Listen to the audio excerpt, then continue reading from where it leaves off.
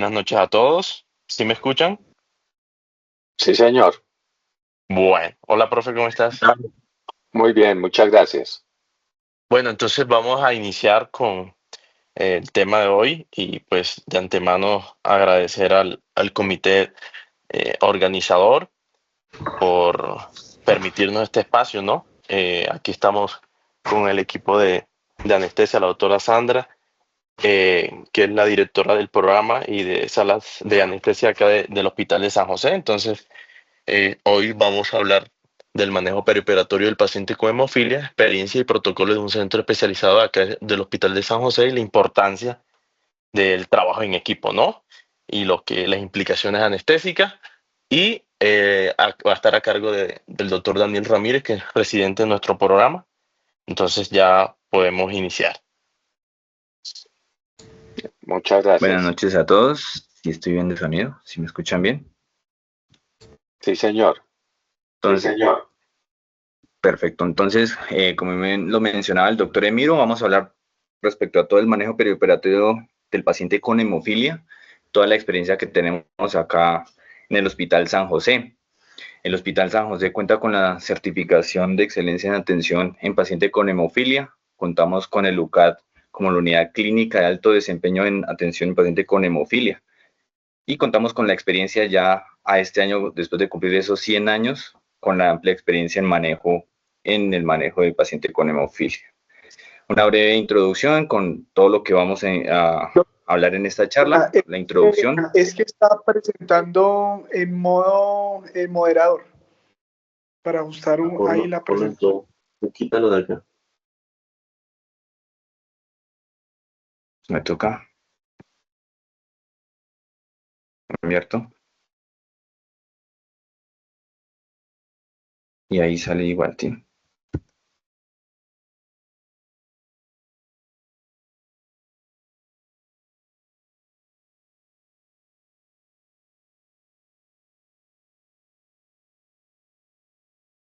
Es que lo tiene en modo moderador.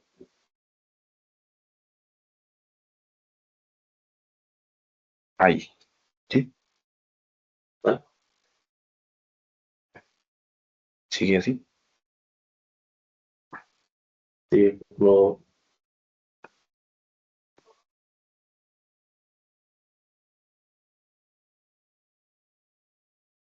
Ahora sí.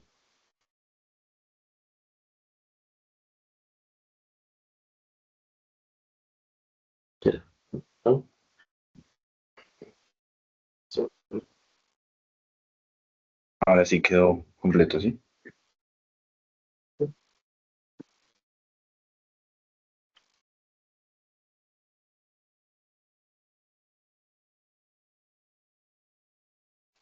Se echa.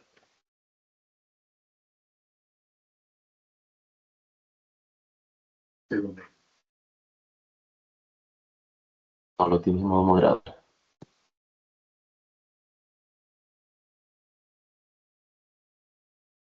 Aquí ya le quité el modo.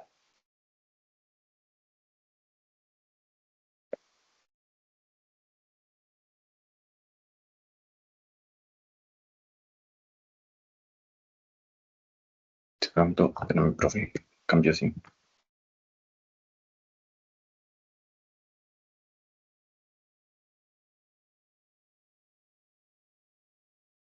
Ya. Ya se cambió.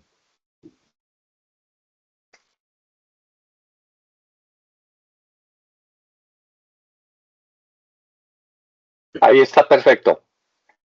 Ahí está bien. Listo. Ya corregí el detalle. Sí, Perfecto, gracias. perfecto. Entonces, en la presente charla vamos a hablar brevemente de la introducción, una definición muy enfocada con su clasificación, todo lo que tiene que ver respecto al manejo perioperatorio en los casos con pacientes con hemofilia. Vamos a tocar unos casos clínicos para ya orientar lo que es más importante para nosotros y los retos que tenemos en la atención. ¿Qué es importante tener en cuenta? Entonces, la hemofilia es una enfermedad congénita que se caracteriza por el déficit de factores de la coagulación que van a predisponer a los pacientes a sangrados. Se caracteriza por el déficit de coagulación en el contexto de hemofilia tipo A del factor 8 y en el contexto del factor de hemofilia tipo B, el factor 9. Principalmente lo que más se ve es que hay más casos de hemofilia tipo A y se caracteriza porque es un patrón hereditario ligado al cromosoma X. ¿Qué es importante tener en cuenta? Que en el contexto y en el marco del Plan de Salud de Colombia, la hemofilia es catalogada como una enfermedad huérfana de alta prevalencia y de alto impacto económico. ¿Qué quiere decir esto? Todos los pacientes con hemofilia ingresan de manera integral a un plan de manejo en el cual se les hace un seguimiento desde el momento del diagnóstico, así sea el momento de recién nacido, se le hace el diagnóstico, empiezan el manejo y seguimiento de forma estricta. ¿Qué ocurre y en qué nos vamos a enfocar en el contexto de todo lo que tiene que ver con la coagulación? Vamos a ver que a nivel de la fase de amplificación, en la fase de propagación, estos dos factores, que es el factor 8 y el factor 9, al momento de generar ese complejo tenaza y estar en déficit, no van a lograr activar ese factor 10. Esto es lo que va a causar finalmente que no se active y no se combine con la cascada de coagulación y va a predisponer a que no se conforme adecuadamente ese coágulo de fibrina y generar los desenlaces con el sangrado como hemos mencionado. Ya una aproximación más hacia las pruebas de coagulación, en el modelo de la vía extrínseca e intrínseca, tenemos que el déficit del factor va a impedir que ese complejo tenaza se conforme, no se va a activar ese factor 10 y dentro de esos factores que encontramos en esa vía intrínseca, estos son los que más predisponen a sangrado y vamos a encontrar que todo el tiempo parcial de protrombina va a estar prolongado. ¿Cómo es la clasificación de la hemofilia congénita? Como hemos mencionado, la enfermedad hemorrágica más frecuente, tenemos el patrón ligado al cromosoma X, en el cual la incidencia es principalmente en hombres. Para la hemofilia tipo A tenemos que la incidencia aproximada es de 1 por cada 5.000 hombres. Y para la hemofilia B, que es el déficit del factor 9, vamos a tener que es 1 de cada 30.000 hombres. Esto no implica que a las mujeres no encontremos en el contexto de la mujer pacientes con hemofilia y con clínica hemofilia, sí las podemos encontrar, ya han existido los casos y ya hemos tenido también la atención en este grupo de pacientes. Ya en el acta y en las cuentas de alto costo para el año 2024, encontramos que el reporte de los casos de hemofilia desde el diagnóstico ha aumentado, con lo cual aumenta pues también la prevalencia para estos últimos años.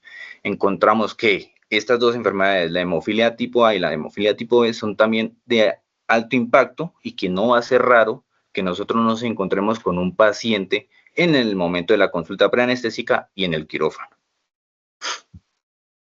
¿Cómo es la clasificación por severidad? Entonces, además del impacto que tiene el per se la enfermedad, la probabilidad de que los síntomas se presenten va a depender del nivel del factor, teniendo en cuenta que para el caso de la severidad, cuando es grave, la actividad del factor es menor al 1% y la probabilidad de que haga hemorragia espontánea en articulaciones, en músculos, a nivel del sistema nervioso central, incluso en mucosa a nivel oral y que impacta porque puede obstruir la vía aérea, se puede presentar y que representa mayor desafío a nivel hemostático.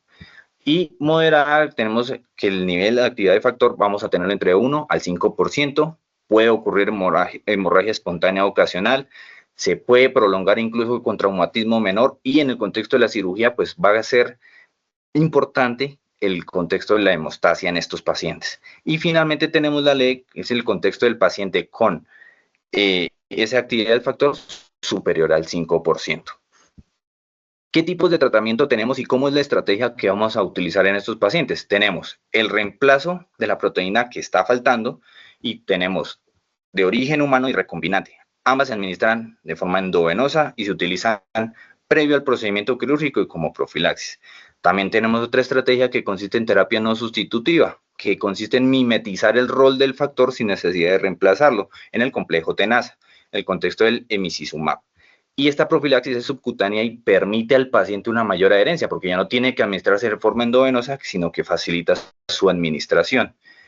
Tenemos otro contexto en pacientes con presencia de inhibidores que ya vamos a detallar, en el cual lo que uno utiliza es una terapia puente en la cual no se activa el complejo tenaz, sino que directamente se activa el factor 10 y se utiliza factor 7 activador recombinante, o el complejo de factores activados protrombínicos. Incluso aquí también entra el emicizumab. Y por último, todos los factores que promuevan la liberación del factor 8, o los depósitos. El contexto de la desmopresina. Es importante aclarar que respecto al uso de la desmopresina, claramente es en hemofilia tipo A. Parte 1. Parte 2, siempre a estos pacientes hay que hacerle un pretest si son susceptibles a manejo de desmopresina porque corren el riesgo de reacciones anafilácticas. Y no todos responden igual y puede ocurrir finalmente con desenlaces no deseados, incluyendo falla renal. Y finalmente, el contexto de otras estrategias que se pueden utilizar en el manejo de la hemostasia en estos pacientes, los sellantes de fibrina, que se aplican directamente en el momento en que se desee controlar la hemorragia para controlar el sangrado.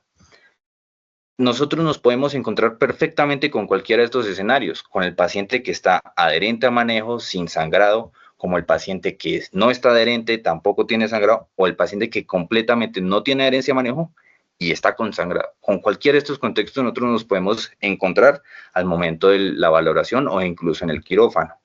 ¿Qué es esto de los inhibidores? Lo que ocurre es que hay pacientes que después del tratamiento con estas terapias de reemplazo del factor pueden generar anticuerpos contra estos factores, ya sean de origen humano, y no permiten que se active el complejo tenaza, como hemos mencionado.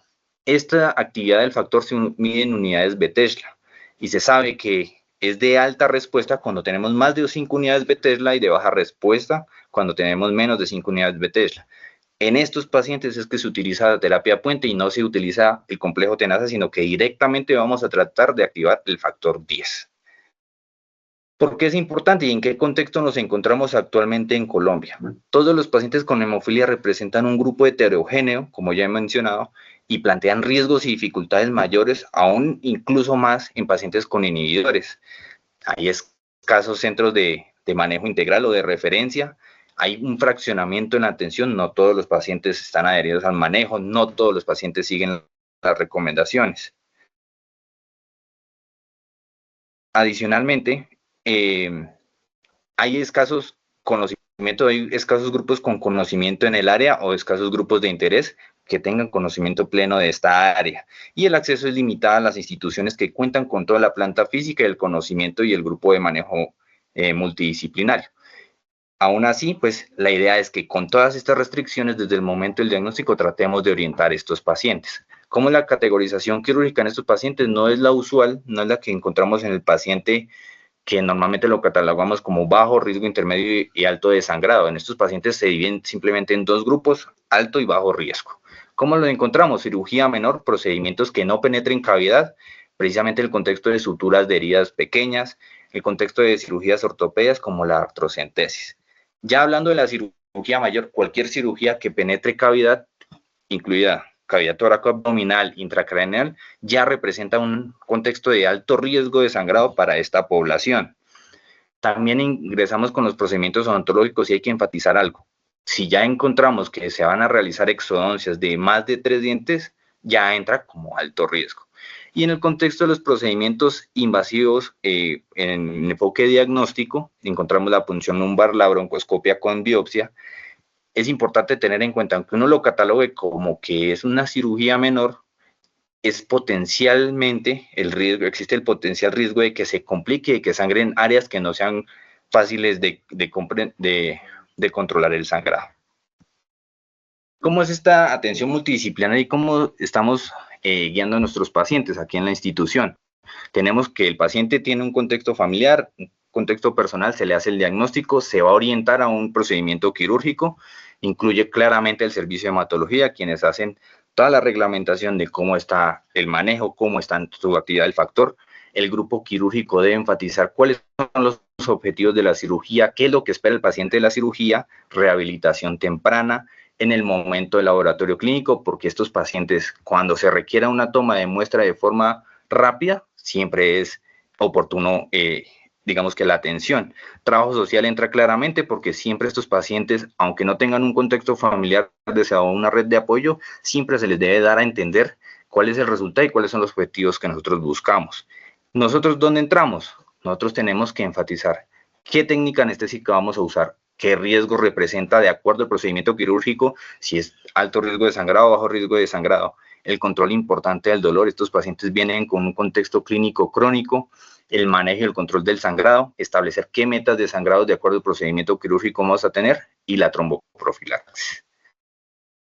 Toda esta atención es multidisciplinaria, nosotros contamos con la capacidad física, el recurso humano, no somos individualistas, tenemos que contar con una adecuada comunicación. Todos los pacientes van a una junta médica, no se puede improvisar el manejo de estos pacientes aunque vengan a una cirugía electiva, porque todo esto va a finalizar en que hay una mayor probabilidad de éxito y no que en desenlaces no deseados en estos pacientes.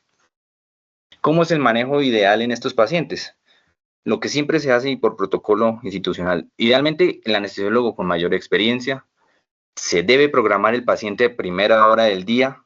Siempre se debe verificar que se cuente con la dosis adecuada, los niveles del paciente al momento de la cirugía. En la guía mundial para el manejo del paciente con hemofilia se hace énfasis de que uno podría utilizar anestesia neuroaxial, pero para esto se requiere un nivel de factor superior a las 50 unidades por decilitro. Por protocolo institucional, digamos que no aconsejamos el uso de anestesia neuroaxial porque, como he mencionado, hay riesgo de que es sangre y es un área que es muy difícil de controlar el sangrado. Preferiblemente no se utiliza. Ideal también tener el uso de desmopresina en el contexto de hemofilia tipo A y el uso claro de ácido tranexámico.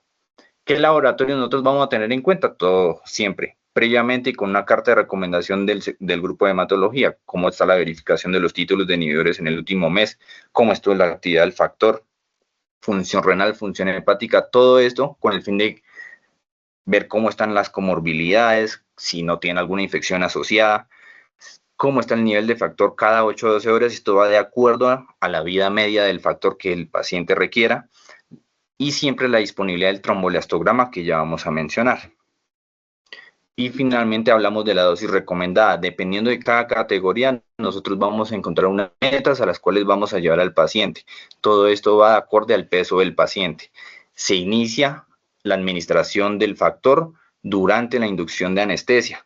Idealmente también se habla de que debería indicarse la primera dosis 30 minutos antes del procedimiento, pero acá en protocolo institucional se realiza durante la inducción de la anestesia. Y espaciar las dosis de acuerdo con la evolución y mantener la reposición de factores acorde a las metas que hemos planteado. ¿Cómo es este manejo? Una vez el paciente ha sido programado a una intervención quirúrgica, una cirugía electiva, ellos ingresan. Se tiene previamente que el paciente debe ser programado a primera hora del día, se tiene una identificación clara de que el paciente tiene una enfermedad, precisamente es un paciente hemofílico, se verifica cómo está la formulación del factor en la historia clínica.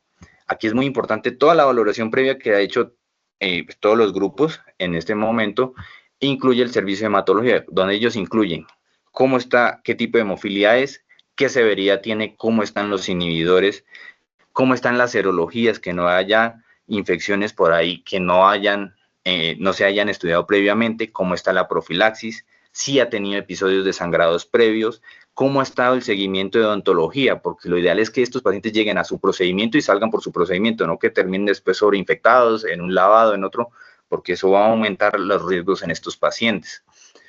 Si han estado previamente en procedimientos invasivos, cómo les ha ido, cómo fue la integración multidisciplinaria, a qué tipo de procedimiento se va a llevar y todos los otros antecedentes junto con el examen físico. Importante mencionar también, cuando ellos ingresan ya han tenido previamente un manejo por hematología, una valoración en la cual ellos nos envían una carta de hemostasia en la cual se identifica claramente el paciente, el diagnóstico de su hemofilia, el nivel de severidad, el nivel de actividad del factor, si hay reporte de comorbilidades y sobre todo el peso, porque con esto se calcula la dosis del factor. Ya al momento incluye el procedimiento que se va a realizar, a la meta a la cual se desea llegar y la recomendación que ellos hacen, si hay que hospitalizar al paciente previamente al procedimiento quirúrgico, cuándo se debe tomar el nivel del factor y a qué dosis se le debe administrar de acuerdo a ese peso.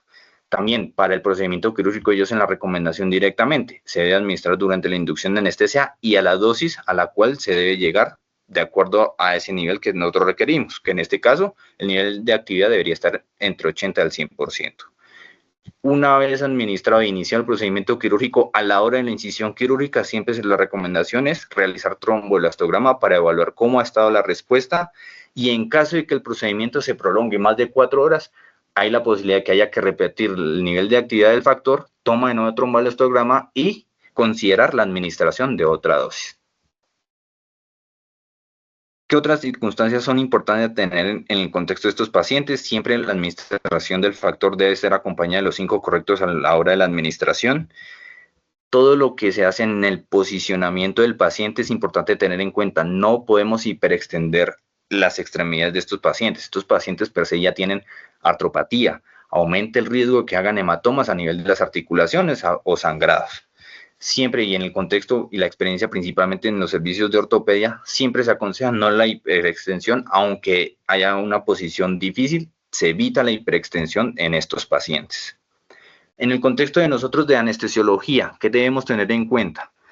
Evitar claramente que este paciente aumentemos el riesgo de sangrado. Si es una cirugía menor, monitoreando invasiva preferiblemente.